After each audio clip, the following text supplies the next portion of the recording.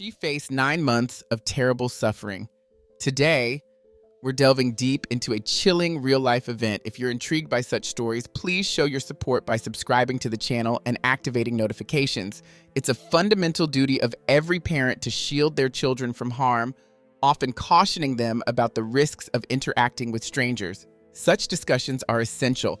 Not only should children avoid speaking to strangers, following them, or entering their vehicles, but they must also understand why these precautions are vital. The harrowing experience of an American high school student, Abigail Hernandez, underscores the severe consequences of disregarding this advice. Abigail, affectionately called Abby, was born on July 12, 1998, in Manchester, New Hampshire, nestled by the scenic Merrimack River. The youngest of two daughters to Ruben and Xenia Hernandez, she shared a close bond with her elder sister, Sarah. While Abby's mother dedicated her life to nursing at a local hospital, her father was a sales agent. Despite enjoying a robust and affluent family life, Abby's world shifted when her parents separated during her middle school years. Following the divorce, her father remarried and established a new family, leaving Abby and her sister primarily under their mother's care, though Ruben continued to provide financial support. From her early years, Abby was vibrant and explorative, always surrounded by friends and relentlessly pursuing various interests. She was not only athletic, but also excelled in arts, enjoyed photography, devoured books, and effortlessly learned new languages. At 12, Abby's adventurous spirit led her to join a local outdoor club where she embraced camping, hiking, and developed a profound love for the mountains. Her skills in wilderness survival flourished, proving invaluable during her numerous escapades. The statistics are alarming. Over 80% of abductions by strangers involve a lure, often a ride offer. Abby's story began similarly. She merely hoped for a ride home from a seemingly kind individual. However, this decision led her into the clutches of a true predator. Let's explore how a simple act of trust can spiral into a nightmare as we learn from Abby's ordeal to highlight the importance of vigilance in everyday interactions. Given New Hampshire's picturesque landscapes, complete with dense forests, majestic mountains, and serene rivers, it's no wonder the state is a haven for outdoor enthusiasts, adventurers, and nature aficionados. Abigail Hernandez was no exception.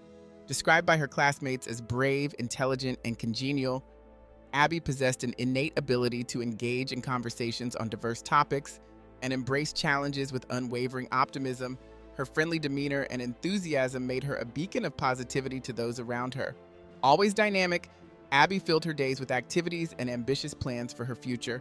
The summer of 2013 was particularly eventful for her, and by September, she was eager to share tales of her adventures during summer break, where she had traveled, what she had seen, and all her accomplishments. Entering her teenage years, Abby had also begun a romantic relationship with a boy named Jimmy, a fellow student a year her senior.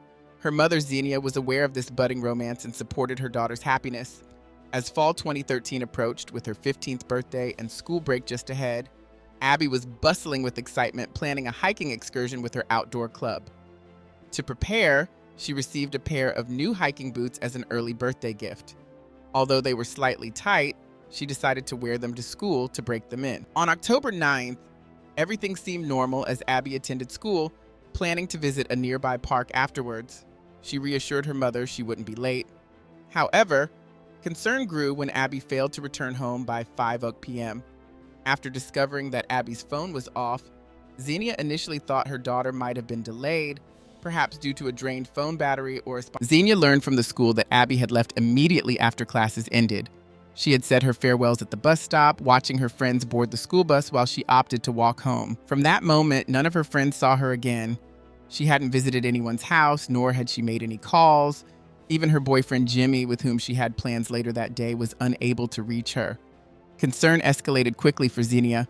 Accompanied by her elder daughter, Sarah, she rushed to the police station without delay to report Abby's disappearance. Given that Abby was a minor, the police initiated a search operation immediately. The last known signal from her cell phone had been traced to about a mile from her home, indicating she had nearly reached her neighborhood before vanishing. The community's response was swift and far-reaching. News of the missing high school student spread rapidly across social media platforms. Flyers displaying Abby's photograph, a description of her attire on the day she disappeared, and a contact number for tips were swiftly circulated. By the following morning, the local news at 7 a.m. broadcasted her story, appealing to the public for any information that could assist in her search. The search operation expanded as hundreds of police officers, volunteers, and concerned citizens combed through local parks, vacant lots, wooded areas, bodies of water, and abandoned structures. Law enforcement officials pursued numerous leads, interviewed potential witnesses, and thoroughly investigated Abby's circle of friends and family. Despite these extensive efforts, all leads resulted in dead ends. In their quest for clues, detectives investigated whether Abby might have had any enemies, held grudges, or attracted an overly persistent admirer. However, all accounts from her acquaintances portrayed Abby as a vivacious, friendly, and kind-hearted individual, always the center of joy at social gatherings.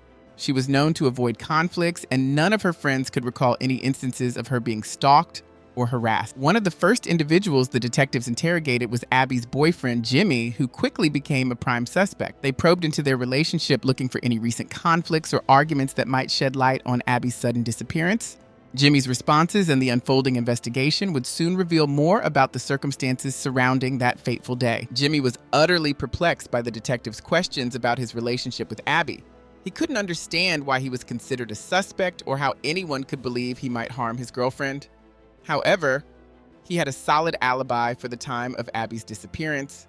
Not only was his schedule corroborated by his family, but also by his teachers and a group of about a dozen friends. That day, Jimmy was engaged in a series of back-to-back activities, attending school, participating in sports practice, rehearsing for an upcoming school band performance, and celebrating his grandfather's birthday. He attended all these events without missing a single one, proving his alibi was rock solid. Despite his full cooperation with the police, sharing everything he knew, the investigation hit a dead end. Abby seemed to have disappeared without a trace, leaving no clues behind. After months of exhaustive searches, the chances of finding her alive seemed increasingly slim, yet Abby's family clung to hope, refusing to give up. Approximately 6 weeks after Abby vanished, a mysterious twist occurred. Xenia, Abby's mother, discovered an unexpected letter from Abby in their home's mailbox. The letter, in which Abby sought forgiveness for her unexplained actions, expressed her love for her mother and sister Sarah. However, she did not disclose her location. Intriguingly, the letter ended with the cryptic phrase, "Dreams come true." Handwriting analysis later confirmed the letter was indeed written by Abby and dated early November, suggesting she might still be alive. During his teenage years, Nathaniel Kibbe frequently attracted police attention due to various offenses. He was associated with the local gang, took pride in this affiliation, and developed a keen interest in firearms, becoming well-versed in their use. His criminal record included charges for assault with serious injuries, illegal possession of substances, and petty theft. However, despite the severity of these offenses, he often escaped with minimal consequences. Nathaniel had once walked the same high school halls as Abby, but being 18 years older, their paths never directly intersected. After graduating, it appeared Nathaniel was ready to leave his troubled past behind. He secured employment at a local business where he was well regarded by his colleagues and management. However, a significant conflict a few years later prompted him to resign. He then moved to a less affluent area, settling in a trailer park where his neighbors found him odd and generally kept their distance due to his irascible and aggressive demeanor. In 2011, Nathaniel, then in his early 30s, began cohabiting with a young girl from a troubled background who had run away from home. Remarkably, he openly introduced her as his girlfriend despite the questionable nature of their relationship and faced no legal repercussions. By spring 2013, Nathaniel's behavior escalated to attempted kidnapping. His first known attempt involved a 15-year-old girl at a bus stop near a school. He tried to force her into his car, but she resisted fiercely, managing to escape and attract help from passersby, forcing Nathaniel to flee the scene.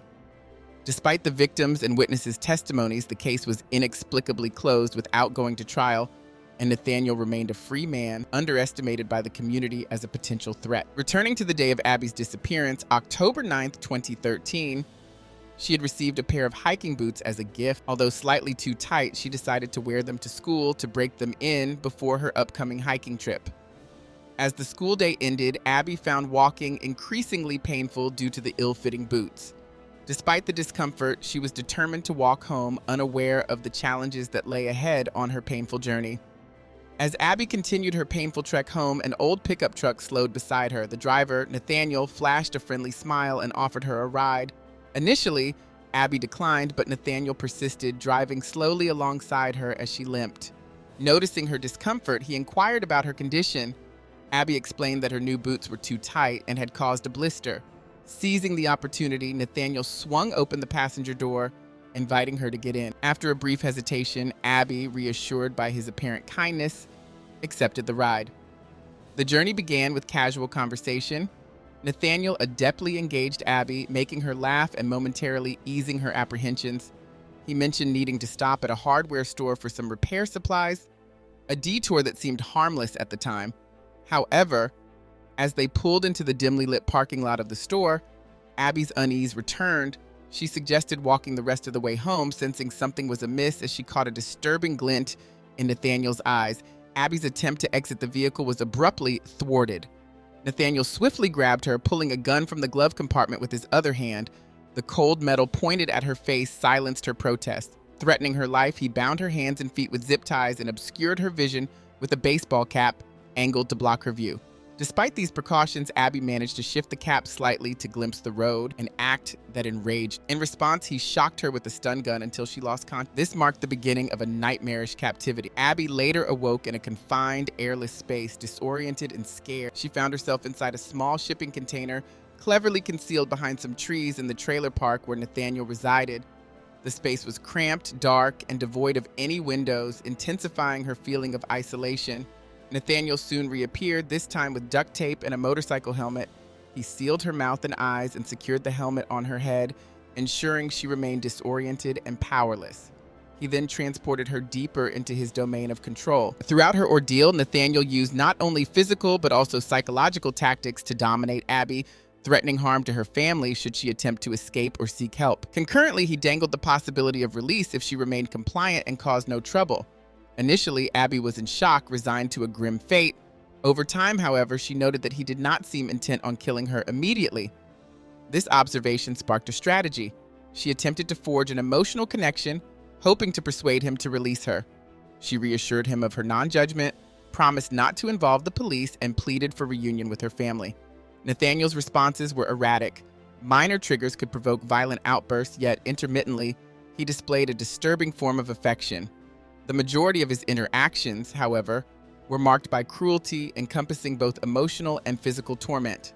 The container he used to confine Abby was meticulously soundproofed, muffling her cries for help to the outside world. About a month into her captivity, Nathaniel's behavior shifted slightly. He began allowing Abby access to his trailer for basic amenities like showers and occasionally to watch television. It was during one of these television sessions that they saw news coverage of the ongoing search efforts for her. Seizing this opportunity, Nathaniel coerced Abby into writing letters home, aiming to convince her family she was safe and to curtail the search effort. Abby tried to embed clues about her location in these letters, hoping to guide rescuers. However, Nathaniel quickly caught on, leading to severe reprisals. Under duress, Abby eventually adhered strictly to his directives, no longer attempting to signal for help in order to avoid further punishment.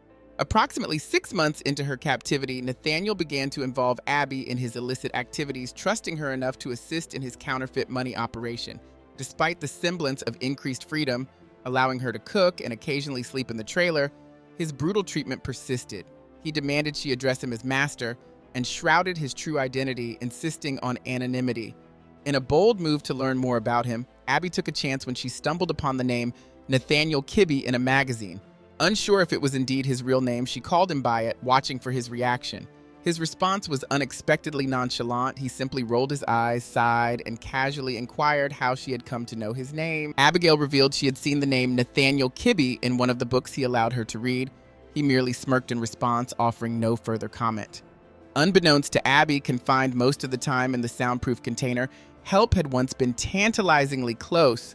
At one point, the police had been mere feet from her hideout, conducting a search of Nathaniel's property over a completely unrelated issue. Nathaniel had been caught illegally possessing a firearm and, in a bid to mitigate his punishment, had cooperated with law enforcement. The police, armed with a search warrant, conducted a thorough inspection of his trailer, but for reasons unknown, they overlooked the container completely. His cooperation led to a mere slap on the wrist, a fine, and the confiscation of his weapon. Despite his myriad of offenses, Nathaniel faced no significant consequences, bolstering his sense of invulnerability. He had no plans to release Abby, who had